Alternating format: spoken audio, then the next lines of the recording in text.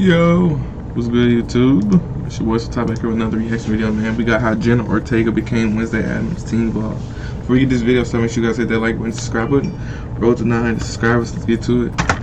You've never seen before, or may not seem authentic to her, and having her go through the typical teenage experience and trying to avoid making her every other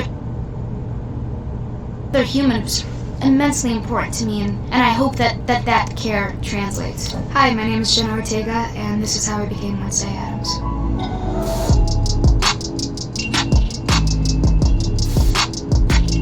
I first heard about the role of Wednesday shooting a horror film with A24 called X, and I got an email one day that Tim Burton wanted to meet with me for the role of Wednesday Addams. I was pretty taken aback. I didn't know if he had any familiarity with who I was, but then also Wednesday I actually was compared to my entire life, so it was just kind of a weird circumstance. I kind of felt like I was being pranked or something. I was always compared to Wednesday because I'm very dry, and I don't think people can tell when I'm being serious or when I'm being sarcastic.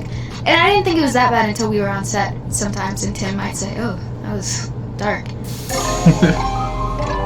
When I first got offered the role, I did not even consider fan base. I didn't consider it until we were shooting, or when I started having conversations with Netflix and they were talking about things like Comic-Con and Funko Pops. I think that's when it really started to settle in. The internal panic that I faced, the pressure of, oh, people live for this character. People tattoo this character on their bodies. She's been a consistent Halloween costume for years. I still panic about her. I still lay awake at night staring at the ceiling thinking, I should have done this. It's been done so flawlessly in the past. And that wasn't a trait of Wednesday. That's something that Christina started. It is scary. It's a lot of pressure. And you want to do justice to someone like her. And there's a lot of anticipation and expectation. And what an incredible job. And I think that I had to go to work every day and remember, it's a Netflix show. You know, my mom is an ER nurse. She saves lives. I want to make people feel good, and I want to give them that break, and that's all it is. Christina didn't join the shoot till towards the end. I was a really big admirer of her work. The strange thing is we never talked about her being Wednesday once. I think maybe one time on the last week of shooting I made a reference to her Wednesday, but I think that we both were able to appreciate the fact that they were going to be different. I didn't want to knock her off, and I didn't want to be doing some impression of her, and I think it was really important that we just kept our ideas separate. Physicality wise, it's funny, I think my posture has improved immensely since working on that job, because I always made sure I had a straight back. I didn't move my hands or arms much if I didn't have to. At some point during the first couple weeks of shooting, I did a take where I did not blink at all, and Tim said, I don't want you to blink anymore. So that's another thing too, where it's just weird mannerisms. We try to incorporate things like that. The thing about the blinking is I didn't realize that I was doing it. It just kind of happened. Because every time we started to take, I would reset my face, I would drop all the muscles in my face, and Tim really liked the Kubrick stare where I stared through my eyebrows. It's just a bit intimidating. I think something like that is not blinking. Clearly it struck something with him, and I trust his opinion so much because he's Tim Burton. It's funny watching him work. When he genuinely appreciates something, he gets excited like a kid. And I also didn't want to seem like I was doing too much with my voice, but I think that there is something about her that is formal. I mean, she's so intelligent. She has incredible vocabulary. I'm stubborn, single-minded, and obsessive, but those are all traits of great writers. And serial killers. I kind of altered my pitch a little bit, I think, at times, and also the way that I pronounce certain words. I know that they wanted to bring some sort of realistic aspect to her and make her more of a human being. So I tried, and maybe in more dramatic scenes or more intense scenes, to kind of drop it a little bit. Attempted murder charges. How would that have looked on your record? Terrible. Everyone would know I failed to get the job done. Tis the season for hashtag giving. Hey. I ain't gonna lie, when she said that, I was like, huh? But I was like, yeah, she is right. I was like, huh? It's like, oh, she crazy. A normal day on the set of Wednesday. I would wake up around 4:30. I'd be picked up around 5:20-ish. So I get dressed, then I go to hair and makeup. And then after, I pretty much go straight to set and I start blocking, and then we start shooting immediately after. Blocking is staging actors during rehearsal to direct the position and movements. Okay. And we would do 12-hour days. We would have rolling lunches, so we just eat when we could. After shooting, I might have a couple of lessons. I might go to stunt rehearsal to learn the fight sequence that we have going on for the next day, so I'd do that for an hour. And then I might have a cello lesson, and then I go home.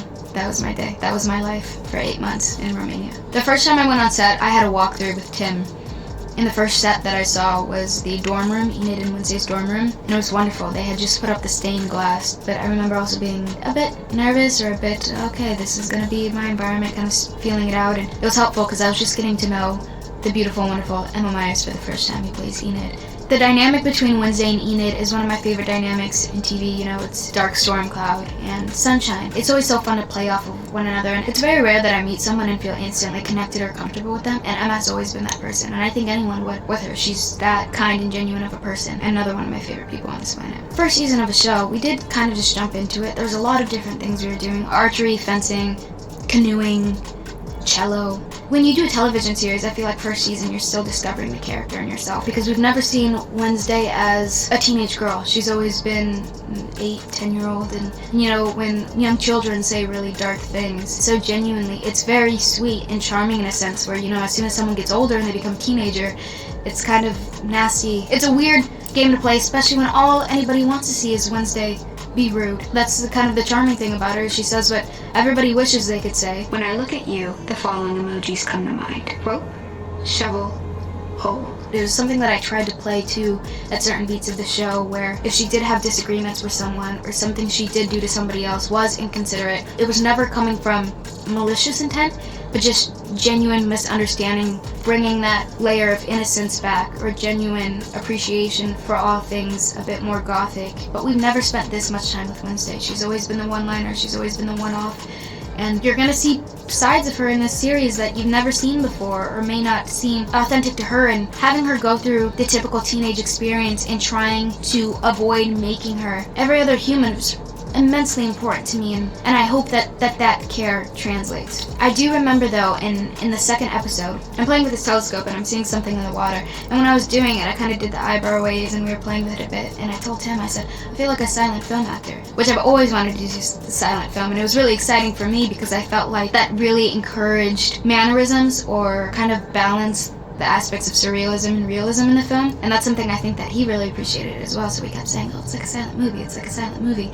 And I think tackling something like that in that way, because they can be very theatrical and dramatic and intense, and that is what the Addams family is, but it is a hard thing to play with an expressionless character. And also to have an emotional arc as a character and push a series forward. I think something that we tried to do when we were shooting though is with every take we've tried different versions. We'd do the flat version, we'd do a version with vocal inflection, a version with expression, so much trial and error, all on camera too. I appreciated Tim too, because if I told him, I said, hey, be straight with me, is this awful?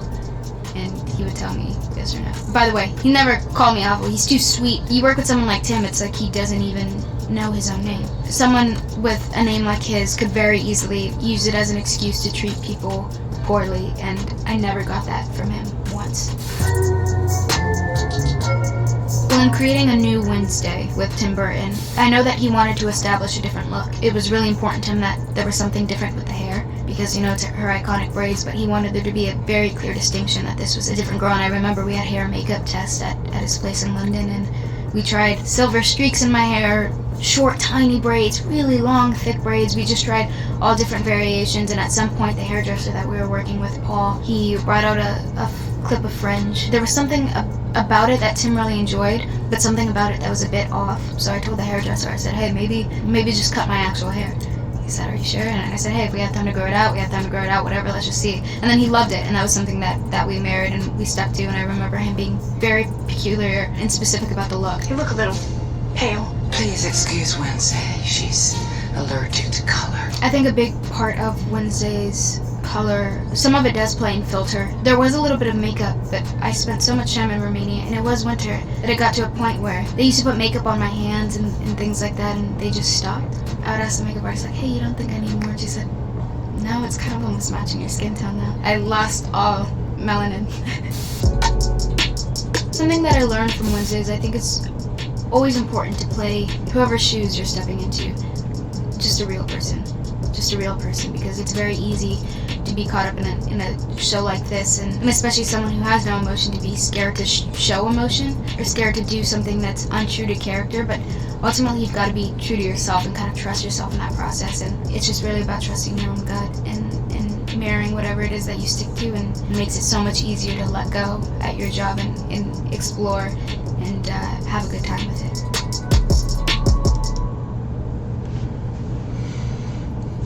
How Jenna Ortega became Wednesday, that's crazy. You know what I'm saying? She had to wake up at 4:30 for 8 months straight, 12-hour days. It's crazy. You gotta learn hella stuff. You gotta do hella stuff. It's crazy. Take a lot of work. I respect actors, actress. For real, she is talented. And she been doing a lot of movies. She did that X movie. She did Scream. I think she doing the other Scream. She did this show. And I think that was like all within the last 2 years. She really putting in work. Ain't gonna lie.